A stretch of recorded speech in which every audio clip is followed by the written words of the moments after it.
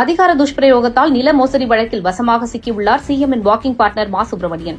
கிண்டி சிட்கோவில் 1959 Kamalanathan, SK. Kannan ஆகியோருக்கு ஒதுக்கிய அரசு நிலத்தை 2006 சென்னை மாநகர மேயராக இருந்த மாசு தன் மனைவி காஞ்சனா பெயருக்கு மாற்றி போலி ஆவணங்களை தயார் செய்துள்ளார் என்று 31/5/1999 கிண்டி போலீசில் புகார் அளிக்கப்பட்டு வழக்கு சிபிசிஐடிக்கு மாற்றப்பட்டது.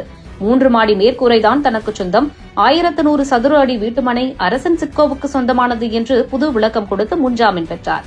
புலன் விசாரணையில் நில மோசடி உறுதி செய்யப்பட்டு போலி ஆவணம் தயாரித்து மோசடி செய்தல், ஏமாற்றுதல், கூட்டுச்சதி, ஊழல் தடுப்புச் சட்டம் ஆகியவற்றின் கீழ் சைதாப்பேட்டை கோர்ட்டில் மா சுப்பிரமணியன் மற்றும் அவரது மனைவி காஞ்சனா மீது 2/11/2019 குற்றப்பத்திரிகை தாக்கலானது.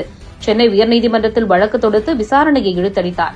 ஆனால் 2025 மார்ச்சில் மாசு மனு தள்ளுபடி செய்யப்பட்டு வழக்கு மீண்டும் விசாரிக்கப்படுகிறது. இப்போது சென்னை சிறப்பு நீதிமன்றம் அமைச்சர் மா சுப்பிரமணியத்தை மே 6 நேரில் ஆஜராக உத்தரவிட்டுள்ளது. ஆக நில மோசடியில் சிறை செல்ல தயாராகி வருகிறார் முதலமைச்சர் ஸ்டாலினின் வாக்கிங் பார்ட்னர் அமைச்சர் மா சுப்பிரமணியன்.